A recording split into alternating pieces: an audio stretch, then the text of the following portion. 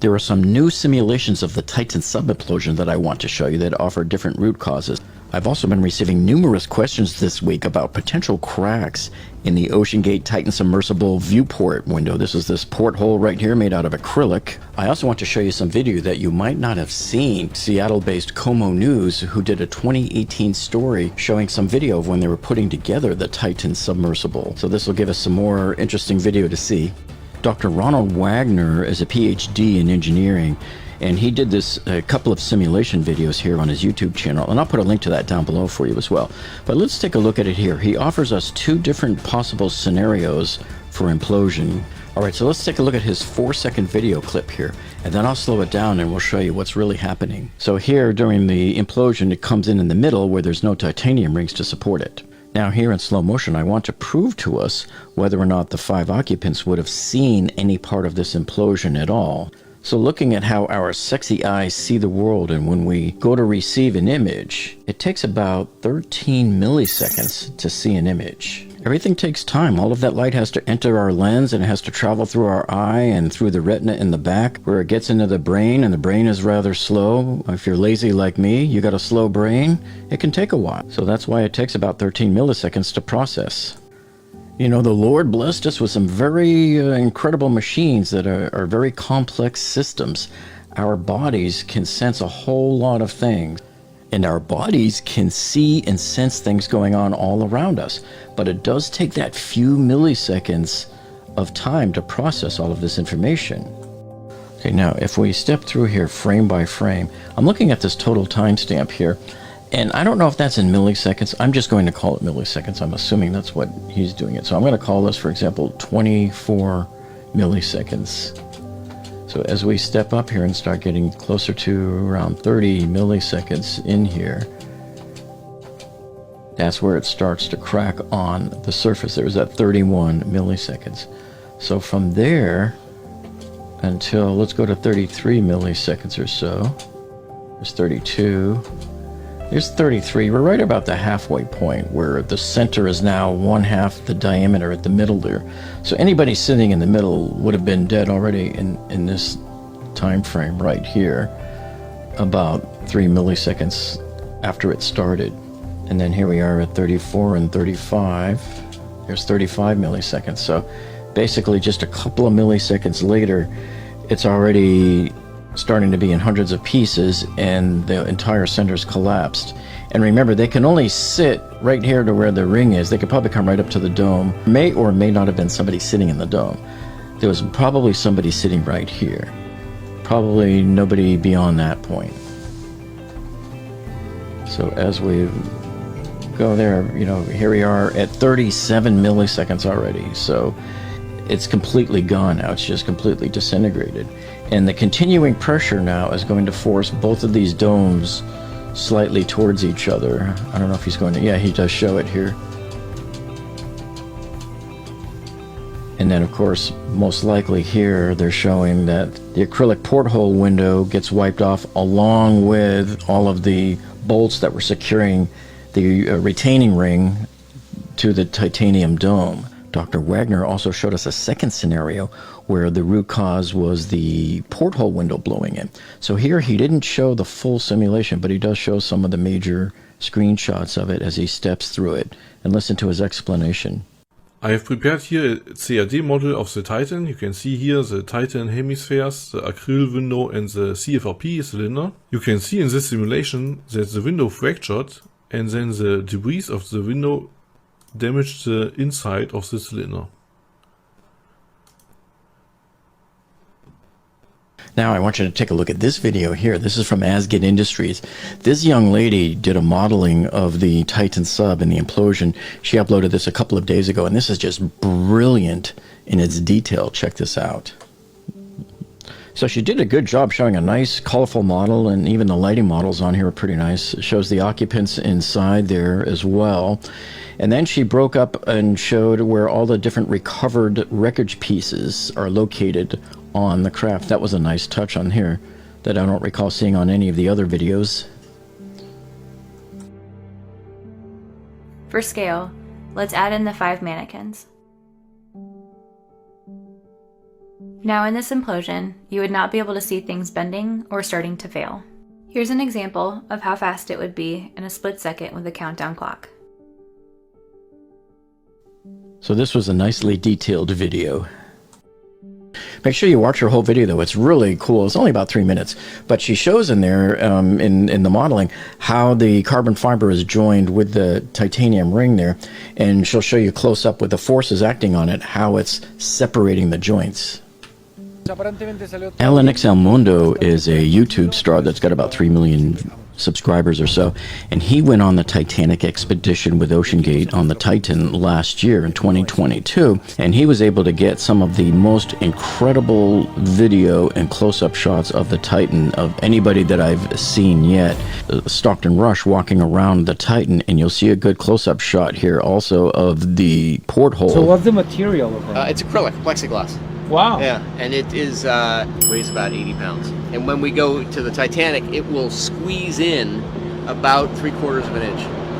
It just deforms. The acrylic's great because it squeezes in, and before it cracks or fails, it starts to crackle. And so you get a huge warning if it's going to fail. Well, unfortunately, I don't think they got much of a warning the day of the Titan Sub implosion. Well, praise God that Alan survived that exhibition and came back alive, because who knows, that could have been him. But I'll put a link to his full video down in the video description below. You gotta go check it out. He's got a lot of really great close-up video and cool shots of his expedition down to the Titanic wreck site.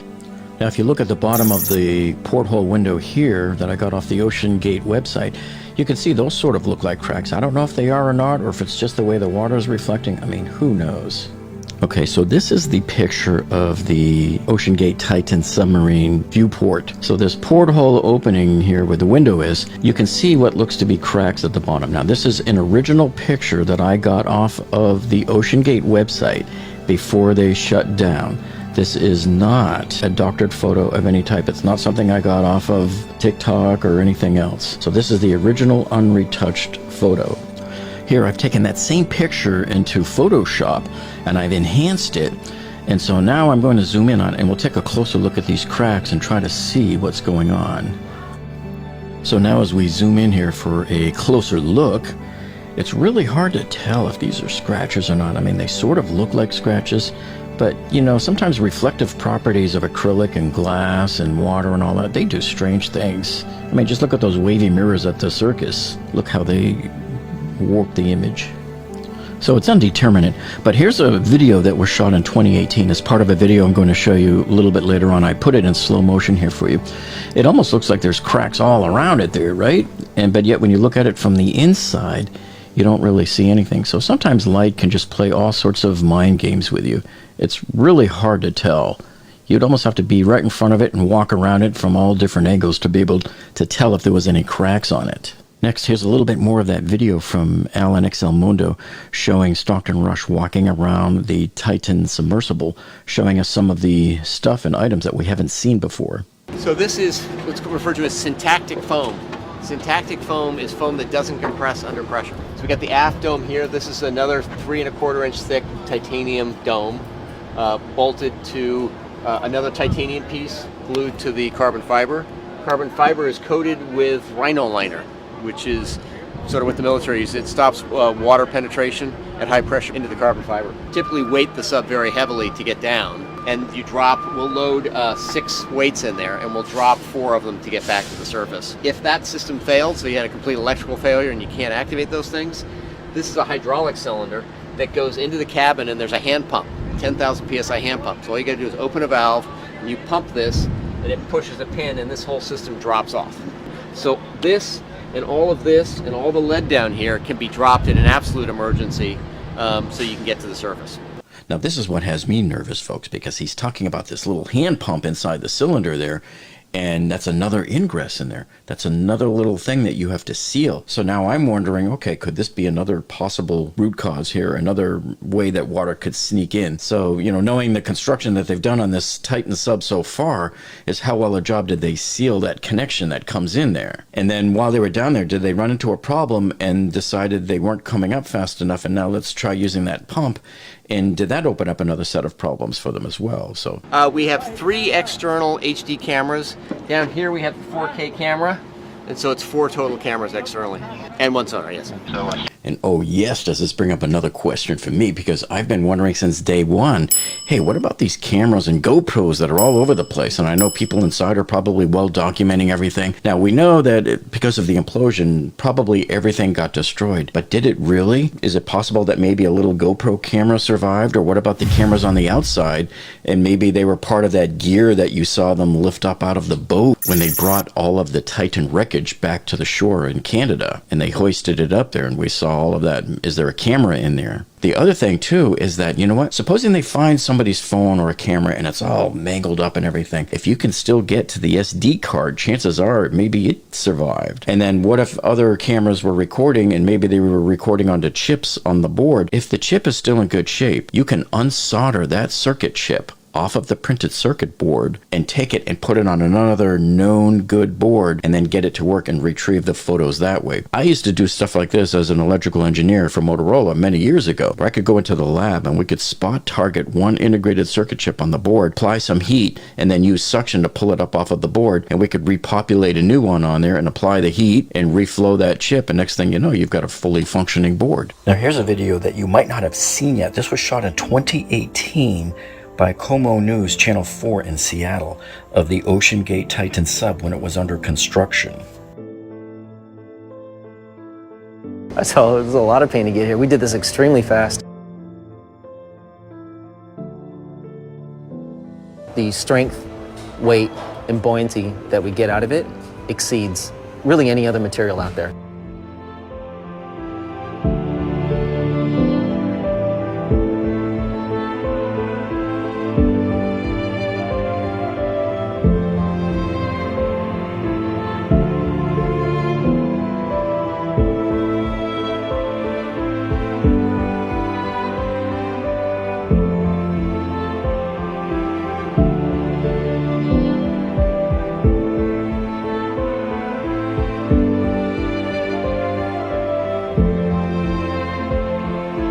And remember, keep your questions coming because we'll answer as many as we can over the coming days.